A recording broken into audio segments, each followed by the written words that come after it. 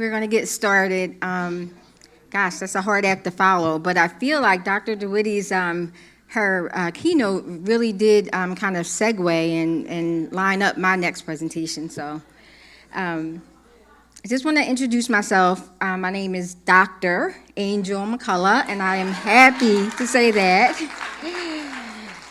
I am in nursing leadership. I am the Senior Director, Vice President of Patient Care Services for Thomas Jefferson University Health System. And I am really happy to be amongst all of you today talking about such an important topic.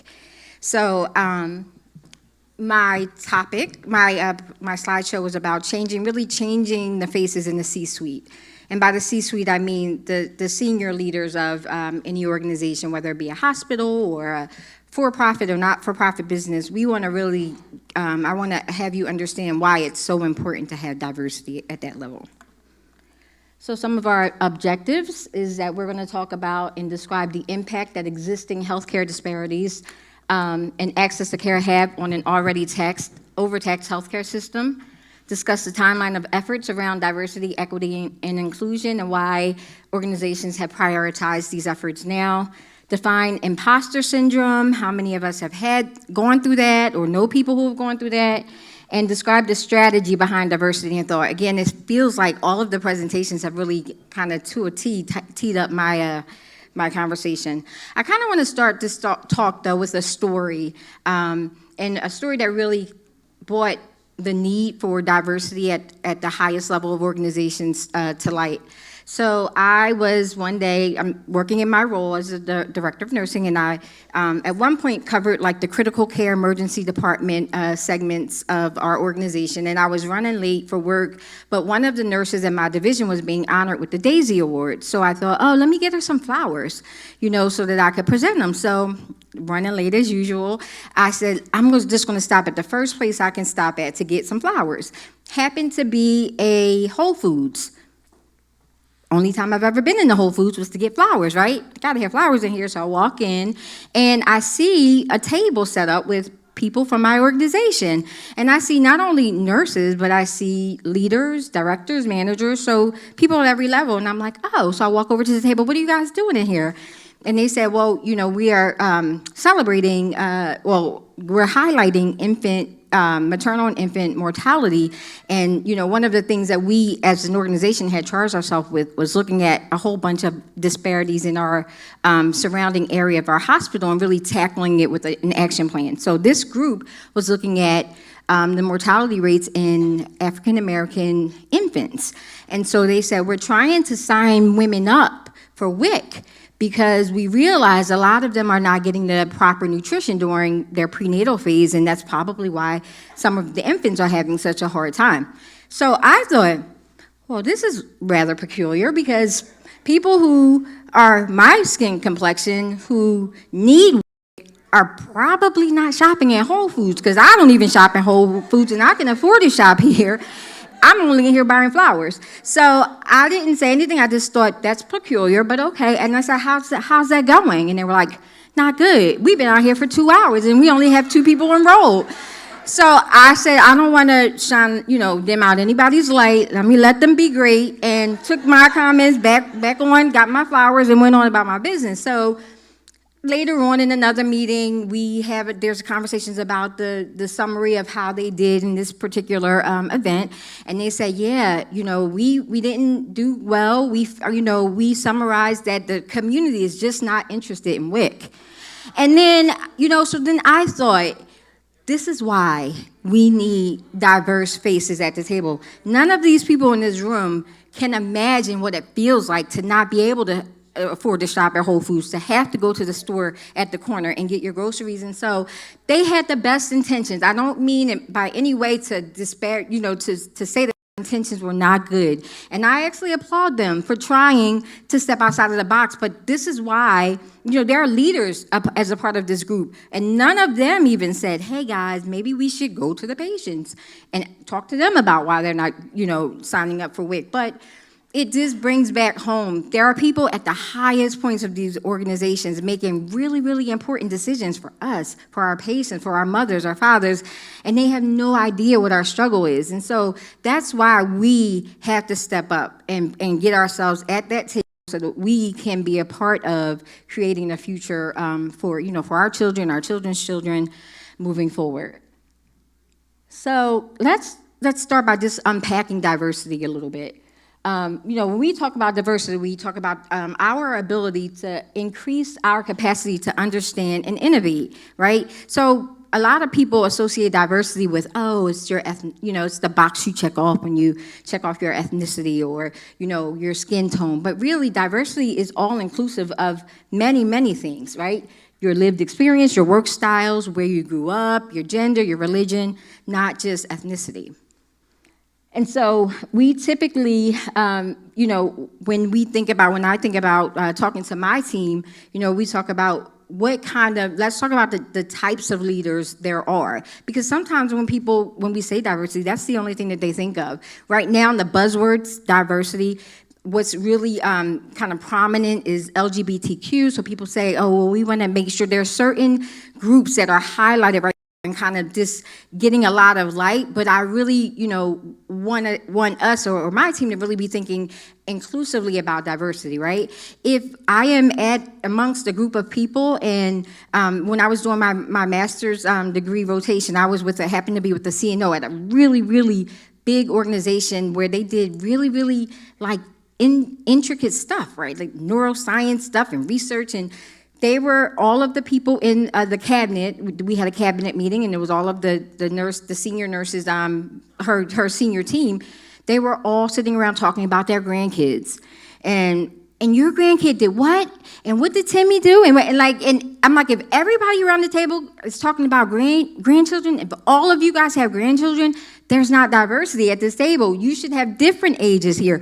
You don't have anybody representing, the different schools of thought, so you really have to be thinking about diversity so much more intentionally than just what's out there. In the absence of diverse thought, there's a lack of fact-based knowledge.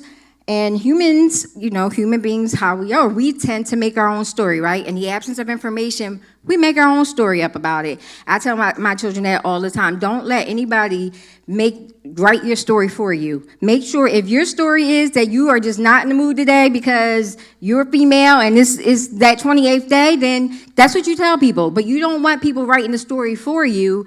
Put it out there and say what it is, right? Because in the absence, that's what happens. And so typically we sit around a table, there's a group of leaders. We don't know why people aren't signing up for WIC, but our story is they don't want it.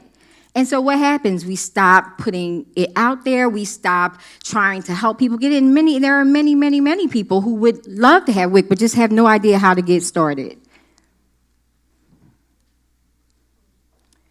So our current state, I have to turn this way because it's really weird to read the slides. So I am sitting, I am in a room amongst doctors, so I know you guys are like, Angel, give me some statistics. Here they are for you. In a report done by U.S. News and World Report, they looked at 100 hospitals, and it was called out that diversity is very limited in senior healthcare leadership positions nationally. Does that surprise anybody? No, right? Okay.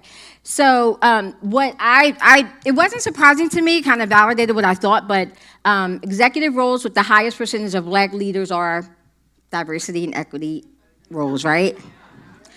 81% of people who occupy those roles are African American. Human resources, 32%, and operations, 12%. And this came from the AONL in 2021. Only 6% of hospital CEOs are Black. And as nurses, I will tell you, I am kind of dibbling and I don't know what I want to really be at the final stage of my career, but don't ever let anybody box you into the CNO role. Why can't we be a CEO? Why can't we? In fact, we probably make the best CEOs, right? Because we understand the nursing part of it, which is the largest workforce in the hospital, and we have the operations. So I know a lot of times in my organization, people tend to want to steer you in one direction or another. If you are good at operations, because we do a lot of operations in nursing, then you could also be a CEO. Don't be boxed in. Researchers found, and this is what it was really astounding. Researchers found that there was no correlation between the percentage of Black leaders in C-suite roles and the percentage of Black people in the community. But isn't that like the opposite of what we've always been taught? Shouldn't the C-suite reflect the community and the population served? But actually, in what we found is that there really is no correlation. They were not able to detect any kind of a correlation between those two items. So words hurt, especially when written on a brick, right? Whoever said words don't hurt didn't get hit with, a brick that had a word written on it. But microaggressions, I wanted to talk a little bit about that, and I believe someone in an earlier presentation brought this up. How many of you, just by a show of hands, have been the victim of or been, on the other end of microaggressions in the workplace? Everybody, right? And how many, now this would be interesting how many keep their hand up, how many of you have been on the delivering end of microaggressions and maybe at the time didn't realize that's what it was? Right, so microaggressions are defined as unconscious messages that are insensitive and disparaging to a person's racial identity or background. They are those things that I'm sure we have all heard, like, wow, you are so well-spoken, right? Me and my husband were just talking about this the other day. Patrick, your wife is so pretty, as if they're surprised that he has a pretty wife. Or, I don't see color when I interview individuals. Well, let's talk about that, right? Because when you say you don't see color, you take away my struggle. You need to see color. You need to see the fact that I am African-American woman who is standing here before you, educated with a dual master's degree and a doctorate degree, and I am certified because 9 times out of 10, I don't know, wait a minute, sorry. How about I just take it out? 9 times out of 10, we are all of those things, right? We probably got 3 certifications under our belt just because we wanted to make sure you understood that we are certified, right? So when you say you don't see color, that kind of takes away a little bit of my struggle and takes away my mojo. No, you need to see color. So we need to see color. You need to understand that we are looking for diversity, right? So if you don't see color, that's the first problem. Then we hear things like, you're so well-spoken. Would you like to start a DEI committee here? How many of us have heard that? So I like to say, no, miss. See, I understand diversity. I understand all the challenges that I have as an African-American woman advancing. It's you who need to get to practice with it. I don't think I should be starting it, right? You should be starting it so you can learn. I'm happy to be an informant or what do they call it, the expert, come in as an expert person when you need help. But it's very oftentimes it's us leading those groups, and we are the people who understand that pain, right? Don't we want to share that knowledge with other people just perhaps may not understand what it's like to be us and what we go through. So we've all heard them, but definitely examples of microaggressions, and they hurt. And I like to liken microaggressions to paper cuts, right? They're really easy to get, they're superficial, oh, it's just a paper cut, but they hurt like heck, right?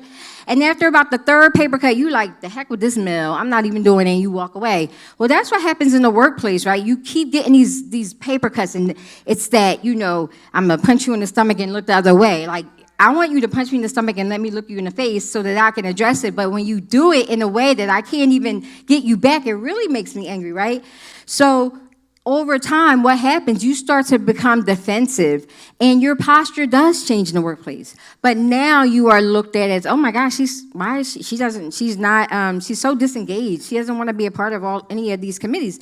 Well, you have cut me on every finger that I have. I got one good one left. I'm not about to let you cut it. So I'm now turned off, right? And I'm just going about my business. I'm showing up, and then I'm clocking out at 4 o'clock, right? But now I'm looked at as the disengaged, aggressive, angry African-American woman, and nobody's actually asking the question of why, or even wanting to know what happened when she first started. She was so engaged. So we just have to be mindful of those things, while we all understand why we're there. It is our job and our responsibility to let people know why we're there. And we have to call out microaggression at the time that it is given to us. You know, like when somebody says, I don't see color. Oh, you don't? Well, you actually, you should, because, you know, people struggle, and we don't have to be just include African Americans. The Asian American struggle, the Hispanic struggle, the Irish struggle. You know, it's all of us have stories, but you have to acknowledge that a lot of times that's all we want is validation that I know you've been through something. We know, as our speaker said this morning when he was talking about the barbershop talks, you weren't here when all that was going on. Just acknowledge that it happened. I'm so sorry that happened. I know that must have been tough. Let's talk about what you're going through now as a result of those things, right? So the Institute of Medicine issued a statement, right? No surprise to us that finally they're saying implicit bias, microaggression, and prejudice and stereotyping all play a major role in healthcare disparities. You think, right? Like, so you think we may not want to come into a hospital if with our sickle cell crisis flare up? So because we know that you're going to assume automatically that we're here for drugs. Well, guess what? If you were given IV morphine from the time you were 6 years old until 24, you'd be addicted to it too. Wouldn't you? Who wouldn't be? We're all medical professionals. We know how addiction works. I was 2 years old when I first got my IV morphine. How could I not be addicted? I didn't put it into my own arm, right? So we have to start to call these things out at the time that they're happening so that we have to make them uncomfortable. And we have to put it right back in your life. Yes, I am angry. Here's why. When you said this, it made me feel this. When you did this, it made me feel this. And I will say I have been on the giving end of it, and before I knew what it was called. But now that's what it's all about. It's recognizing that your words hurt too, and that you may have said something that may have offended someone or hurt someone, owning it and moving forward with better intentions the next time. So here's the answer. We must hold ourselves accountable to hold our organizations accountable, right? I'm going to say that I'm holding myself accountable to speak up and make people comfortable when they make me uncomfortable. But oftentimes we sit on it, we take it back to our husbands and then say, babe, let me tell you what they did. And then we offload on our families, right? But we need to say it to the people who are doing it so that they know what the things that they're saying are doing. Diversity, I love this pictorial, got this off of LinkedIn, and it was a great human resource site, but diversity is being invited to the party, right? That's where a lot of organizations are today. They're inviting us to the party. They're inviting a lot of people to the party. Inclusion is being asked to dance, right? Accessibility is getting access to the dance floor. If you want me to dance, but I'm in a wheelchair and I can't get all the way over there, how is that fair, right? I can't dance. Is that really fair for you to ask me to dance and I can't get over there? Get me access to the dance floor. And then belonging is dancing like no one is watching. So how many of our organizations have DEI committees or work groups or have that as one of our top tactics that we're aiming for? Probably all of us. But how many of our organizations are ready for it? I know that there are a lot of diverse faces now in my organization in leadership positions, but many of them are afraid to dance like no one's watching. They still feel compelled to look the part, but say the words that everybody else wants them to say. And it's because organizations make it pretty clear from the first time you speak up against or in rebuttal to something that they're offering, oh, you just supposed to sit there. Oh, did you think we wanted you to actually give us some feedback? So you learn pretty quickly that there isn't right here for my feedback, so you just sit there and become the face. That's worse. That is worse than not even being at the table, because if you're sitting there and you are still doing the work that they want you to do without that diversity, then you're a part of all of the all of the problems in society that's driving our healthcare disparities. Lessons learned from COVID-19. We're going to talk about COVID-19 as BC and AC, before COVID and after COVID. That's how we talk about it in my organization. What things are we doing? What were we doing BC? It's hard to even remember, right? BC, but BC, we had the flu and H1N1, but then COVID happened and something happened, right? Life changed for all of us. But one of the most notable lessons learned from COVID was that, it kind of brought to light healthcare equity and disparities existed, right? But for some reason, when the whole world was watching COVID and we were all scared, we were like, wow, 20 African American people died, but 2 Caucasian people died. Like that is like all of a sudden, what we've always known, this became so like glaring and in our faces, right? So all of these healthcare disparities, and then we started to ask the question, well, why is that happening, right? It's the same disease. Why is that happening?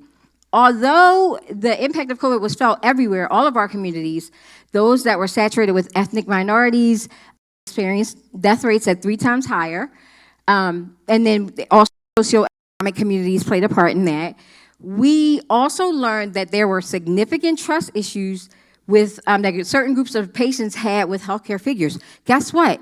In the hospital, how many of you guys had a whole group of healthcare workers, doctors and nurses who were like, I ain't taking that. I'm not taking that vaccine. And we were working there. We were nurses and doctors saying, I don't want nobody put no chip in my arm. I'm not taking that vaccine. I don't know if anybody's going to be, the government's, we were all a part of that hysteria. So it all of a sudden brought full circle that there are trust issues even with us. And we work, the people that we work for, right? And doctors. And so it just brought, full circle a lot of unhealed trauma that people had. It just brought it full circle and kind of put it in our face to deal with. So for many of our colleagues, this was the first time that they had ever dealt with experience like COVID, where whole communities were affected. But we used to be able to look at it as, oh, that's a shame. Healthcare disparities, they can't get to the doctor to get their blood pressure checked or their diabetes tended to. Someone lost toes or, their foot because of diabetes. That's a shame. They should go see doctors. Now, what was their problem is now our problem could be sitting at our dining room table, because when the African-American little boy is at the movies who's not vaccinated with your son who is vaccinated and does have access to medical care, and now your son's at risk for COVID and maybe, I don't know, even got it from this little boy who's not vaccinated. Now you're like, wait a minute, this isn't a them and us issue anymore. You mean somebody over there who doesn't get vaccinated can have this thing showing up at my dining room table or in my family? Oh, we got to do something. All of a sudden, right, we got to get out here and get in front of these communities and make sure they understand that these vaccines, they need to take them. So, you can say, well, that's not right? Why weren't they out there before? It doesn't matter. Now is the time we're going to jump on the bandwagon while it's here. And that is why COVID has gotten everybody up around these healthcare disparities. We've got to address them right now. Hurry up. This is the first of many things that could actually be one of those things that actually affect all of us, even those of us who have access to healthcare, right? So then the other interesting part with COVID is that many of our nurses were getting it, right? We as doctors and nurses, they called us what? Healthcare heroes. We were like, we are immune to all that stuff because we just like take care of people. And all of a sudden we get it. We like, wait a minute, we can get this stuff too? Like all of a sudden we were dropping like flies. You're looking around and you're like, my manager COVID? Oh my gosh, this person has COVID. Wait, I was around her Friday night. So it not only took out communities, but now the people who are supposed to be doing the taking care of need to be taken care of. So our patients were climbing exponentially, and the number of people available to take care of them were declining. So we had a lot of things going on all at once. So the Burning Platform, this syndemic pandemic, and I chose those words together purposely. So syndemic means when there are multiple, 2 or more issues compounding a single problem, right, contributing to a greater problem. So the syndemic is healthcare disparities that always were there, and then COVID caused this pandemic that really got this platform burning, and we as doctors in this room need to jump on it, right? If this is our time and this is the way we have to get our shine, we need to make sure that we continue to spread the message that COVID is just one of many things that can impact our communities and that healthcare inequities contributed to and made worse. As patients, our patients' healthcare continue to decline. These are the messages we need to be telling people. As our patients continue to sit at home and not adjust their diabetes, What's going to happen is they're going to continue to decline. They're going to continue to show up in our EDs. Our EDs are going to continue to admit them. Our hospital rooms are going to stay full. And then our nurses are going to continue to leave the bedside at exponential rates. So this is going to be another crisis. It's not going to be called COVID-19. It's going to be called something different. So we have to stand up now and take action when we can. Our attack must be calculated and strategic. People ask me all the time, Angel, is there a strategy to like becoming a manager, being Black and becoming a manager? Absolutely. Do you think that anybody, and I will say whether you're Black, brown, Asian, Puerto Rican, anybody in leadership didn't just show up and happen to get there, because it is a difficult job to lead people.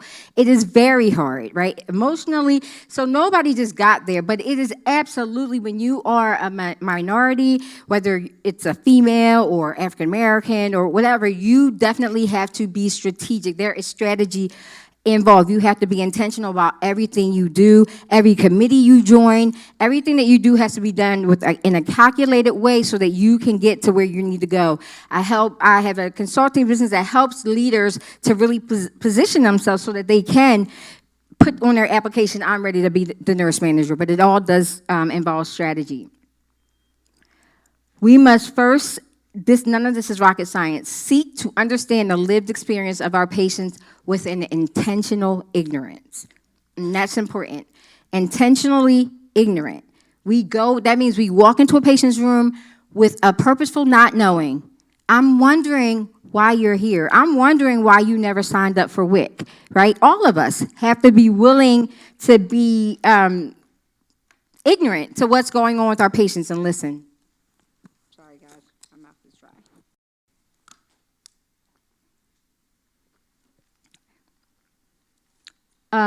Once those in position to influence policy and practice understand what's going on, then we need to change the infrastructure to shift to a more diverse and inclusive culture.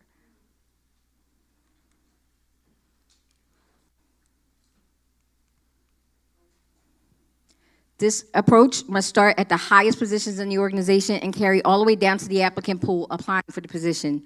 Those in positions to influence care delivery, growth strategy, cost of care, we must bring optimism. We must sit at the table. Somebody like me needs to sit up at the table and say, oh, honey, WIC, Whole Foods? No.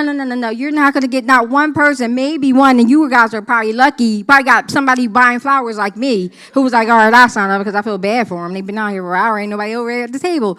But you need to be at the ShopRites that's on the corner of 58th and Market in Philadelphia, or you need to be here. Somebody should tell them where that they need to go. So being in a position of power, now you are sitting at the top and you are influencing policies and programs. We need to be at the table directing some of those things so that we can have some felt impact. Culture, we all know, culture plays a huge role, right, in how people perceive their illness, how people go about executing their treatment plans. Culture is huge, and so it's not until we sit down and understand what patients are going through and what their cultural preferences are that we understand how to make treatment plans that would cover them. Namaste. This is, I found this really interesting. So happened to be thinking, like, I think I'm going to try mindful meditation because I'm so stressed out and I'm looking for ways to, divert my energy. And so came across this is used in yoga, Namaste. Have you guys heard people say that? So what it really means is the divine in me bows to the divine in you, right? It means it's like a mutual respect. So that's what the technical meaning is. So when people say Namaste, it's saying, I recognize I can look in your eyes and through your tears, see my own tears. I can look in your eyes and see pain, and I can see my own pain. While it may not be the same, it's pain nevertheless, right? Who better to understand or to sit at the table and help drive policies for African American patients than a person who is and has been an African-American patient, right? We are the people who have been on the other side of the stethoscope. So when we were there, we can tell you exactly what would have made the difference when I was sitting in that bed. What would have made me get up and make my follow-up appointment and get out that bed is this, right? For me, I went through a period where I struggled with my weight and had gestational diabetes. And you know what got me out the bed? Losing my toe. Because I had patients, we've all had patients who have lost a toe because they didn't take care of their diabetes, right? whatever it is that motivates you, that's what motivated me. I'm like, oh my gosh, I don't want to be one of those people who end up losing my toe or losing my foot because I have such severe diabetes. And so who better to tell the story or to make the plan than the person who's lived it, right? So that's why, and when I sit around the table, this is a joke my managers have. I say, NAMSAT, oh, that means we gotta really be looking at these applicants for diversity. Yes, because who better to understand how to give you a true picture of what will keep nurses at the bedside and what will engage your staff than the people who've done it, right? So we have to also, facilitate and promote inclusivity and belonging. Diversifying the team is just the first step. Inviting people to the dance, that's only step number one. Is your organization ready for the other steps that come after? That means being comfortable with the person that you selected to sit at this table, speaking up and offering suggestions, and you being willing to hear what they have to say. Because it's hard, right, to take feedback, hear it, especially if you don't agree with it, and then implement it or then put into action something based on someone else's thoughts, right? It's hard to do that. Inclusion also involves discouraging judgment and assumptions and encouraging wondering acceptance, right? We see patients at sometimes they're having the worst day of their life, the worst in their entire life. The last thing they need is our judgment. Whatever has them in their bed, whether they didn't take their meds or they couldn't afford their meds, they don't need our judgment. We just need to understand why, and we need to help eliminate barriers to it. We need to seek to gain clarity and to uncover what drives and influences behavior.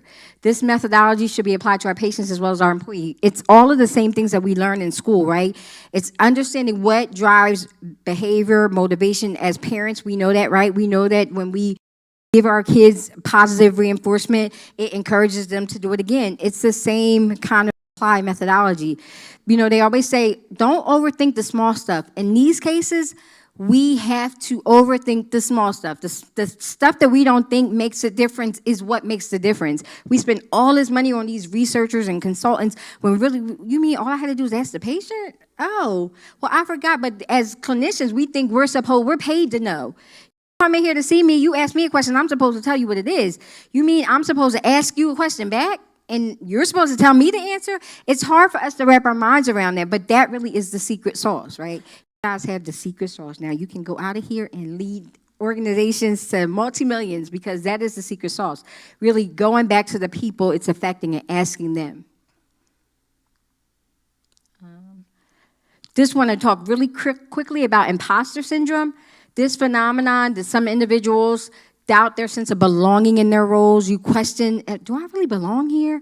Why am I here? And especially now with diversity, equity, inclusion being so rampant and we've got to diversify, you start to wonder, am I the token? Am I the one that they chose to be here? So you start to doubt and question yourself. I am here to tell you that if you are in a position of leadership, diversity platform or not, you are not there by happenstance. You did not stumble there. Your resume was, trust me, probably verified before you even got called in. Did she really get the certification? Oh, does this school really exist? So you have been validated. You belong at that table. Do not second guess why you're there or if you belong there. You're there for a reason. And I always say, whether I agree with you or not, you chose me to be here. Don't you want me? You're welcome. I'm actually working for my money. I'm going to give you my answer. If I give you back the answer that you told me, am I really doing my job? It's my job to actually come to you with some truth from my truth, right? And my people's truth. And whether you choose to act on it or not is a whole different story, but I need to be comfortable speaking up and speaking my truth. While these feelings begin with the individual, that imposter syndrome begin with the individual, it really is supported or not supported by the organization. So what I do is I try to ask, when we're sitting around the table, I ask everybody, I want all of you to weigh in. I don't let people just sit there, because if you thought you were going to do the group think thing, well, whatever she thinks, I'll do it. Nope, I want to know, Angel, what do you think? Tell me why you selected that. So every time we have a major decision, everybody around the table has to weigh in, and they have to tell me why they're weighing in. So that if you are in positions of leadership, that's a great tactic to use to really uncover whether or not people are just agreeing to be a part of the in crowd, or whether they really actually have a reason that's driving, why they're agreeing. You definitely want to oppose groupthink. And typically, like-minded people attract like-minded people, right? So when I'm interviewing, people get me when they're like, oh, I just had a grandbaby. I'm like, oh, me too. I love my grandbaby. You when you start feeling like that commonality, it's easy for you to go there. But I challenge myself. Let me ask difficult questions about, because if I am not an analytical and I don't really like the numbers part of it, but I'm the story person. Like, I can tell you this great story and pull at your heartstrings and make you be like, oh my God. But ask me about the numbers, I'm like, oh, I struggle with that. That's Chris's, that's his specialty. You got to have a Chris on the team. You got to have somebody on your team that's different from you, right? That you can go to for things that you're not strong in. So that's all a part of the strategy of having an inclusive team and a strong team. What can we do? Ensure there are diverse applicants at every level. Do not, when you look at your applicant pool, and I don't just mean ethnicity, I mean the ages, right? Where people grew up. Oh, this person came from Arizona to Tennessee to Philadelphia. Oh, that's the person I want to bring in for an interview. They worked 6 other places. That's the person I want to bring in. I don't want to bring in the person who started here in housekeeping and worked their way up. Well, they've only known us. What else are they bringing to the table outside of what they've been brought up to know, right? Hold staff accountable to understanding implicit bias and encourage a culture where people are encouraged to voice their opinions. We all know that implicit bias happens to us all. We all know that we have these, things in our brain because that's how our brains are wired. You have to untrain your brain to do what it's wired to do. And as long as people are aware of it, that's all you can ask. You can't ask people to get rid of your implicit bias, and I don't ever want to see it again. Just tell people to be aware that it exists so that they can challenge themselves to not do it. Solicit feedback regularly and be willing to act on suggestions for the betterment of the organization. So the game changer, right? In case you haven't figured it out, and all the things that you've heard today, creating an environment that discourages groupthink and encourages diversity of thought is the game changer. That's the answer. Having a team that can bring different perspectives, that can give you the voice of all of the people that you're trying to touch is the answer. Organizations until now have done a good job, starting to hire applicants or bring in applicants of diverse backgrounds, but it has to start in the C-suite. We've done this at a lot of other levels, right? Managers, middle managers. But when you start to put some changing faces at VP and chief positions, wait a minute, these people can actually make some changes that are going to be impacting. That's where it starts, and that's why we have to get to the table. If there are none of us applying, and that's what they say, oh, Angel, we don't have any diverse applicants. Not one. Oh, well, why don't you put it on Indeed and then put it on LinkedIn? I'm sure you can get somebody. We can wait. We waited 6 months. We can wait a little bit longer to get a diverse applicant pool. Not saying you have to choose that person. You just want diversity in your applicant pool.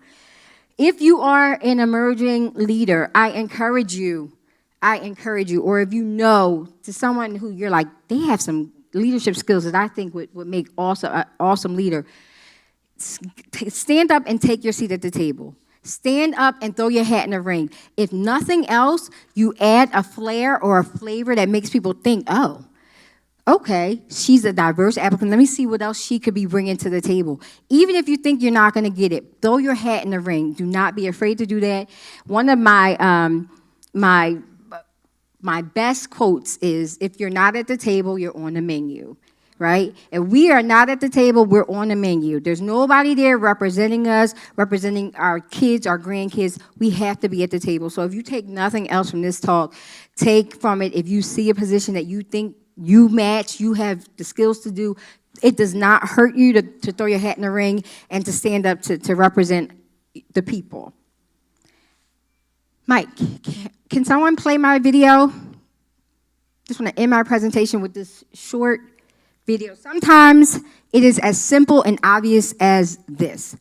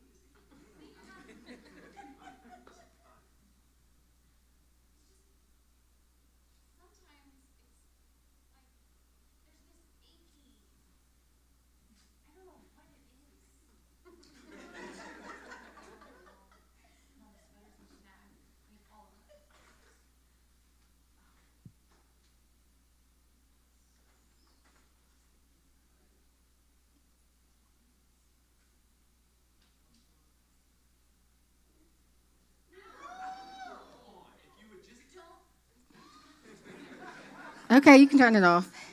Sometimes it is that as obvious. I know the answer. Don't be in Whole Foods trying to get WIC signed up.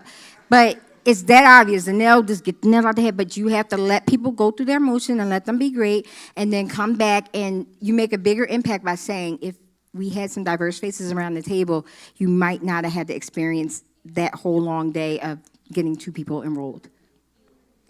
That is the end of my presentation. Thank you.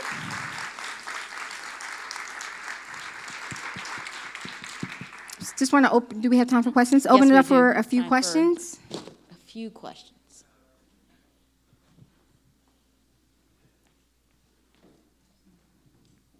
First of all, I wanted to say thank you, and I've been trying not to cry through the whole presentation because of what I'm facing as a person of color, and being able to, I'm just getting to the point to be able to say my name is Dr. Michelle Davenport because of racism and what I face.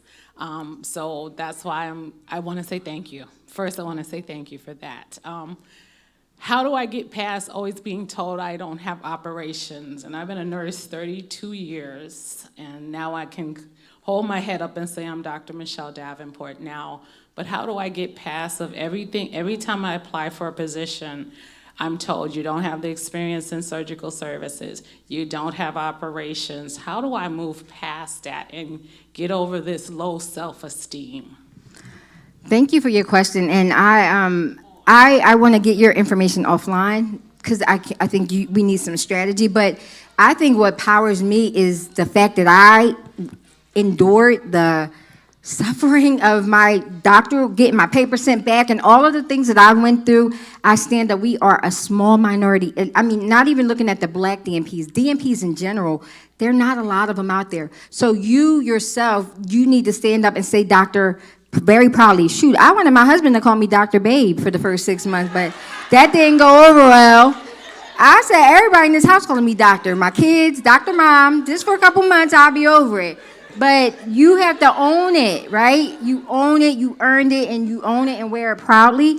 And you run a multi-million-dollar unit, right? The number of the inputs and outputs that one nursing unit brings into an organization is astronomical. That's operations. The way that you flex staff up and down based on the census, the way that you manage your supply costs. So we should connect offline. That's exactly what I help people do, is to look at what they're doing, and all you got to do is write. It's like grants, right? You have to write it a certain way so that you say what you're supposed to say. But we'll connect offline. Before I leave, I'll get your information, okay?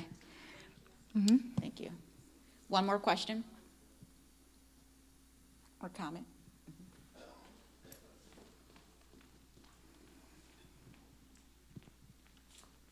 Thank you. Oh my goodness, this was such a wonderful presentation, so inspiring. I think for me, my question is, what advice can you give in dealing with the microaggression? I think for me, that's the most challenging at times when I hear comments and I know it's intended to devalue my efforts. And how have you been able to overcome that and not let that hold you back? I think you have to call it out. Hey, Susie, when you said in that meeting that when you asked about my hair or whatever it is, that made me feel bad. Is that what you meant to do? She would be like, oh my God, no, I did. No, right? Like, no. Oh, I just wanted to make sure. I didn't think that's what you meant to do, but you got to be not afraid to make people uncomfortable, because they weren't afraid to make you uncomfortable. And I can guarantee you, when you do that and call it out, Susie will not do it again, because she will remember how uncomfortable it made her feel, right? When people say, I have black friends, I have white friends too, but it still made me feel, when you said this, it made me feel this. No one can take away your feeling or your experience. So they can't say, no, it didn't. That's how it made me feel. That's mine to own. So you can't rebut it, but that's what you do. You just call it out at the time. Don't wait a week later, right? When she says it, stand up, and if they do it publicly, it's always best to give it back publicly. Hey, Susie, I'm sorry. Can you call me manager? Yeah. I'm sorry to stop the staff meeting, but Susie, When you said, because when people like to humiliate publicly but apologize privately, and I am a firm believer that if you humiliated me publicly, you're going to apologize publicly. So I'm going to put it right back on you and watch how you handle it in this public environment. So that would be my advice, is to address it at the time. Professionally though, right? We can't go sister girl on them, but you just have to say in a sister girl kind of a way with quotes around it, Susie, is that what you really wanted to do, to make me hurt my feelings? Oh, I didn't think you wanted to, because I know you're a nice person and you didn't want to do that, but it makes them own it. Thank you, Dr. McCullough. Oh, you're very welcome.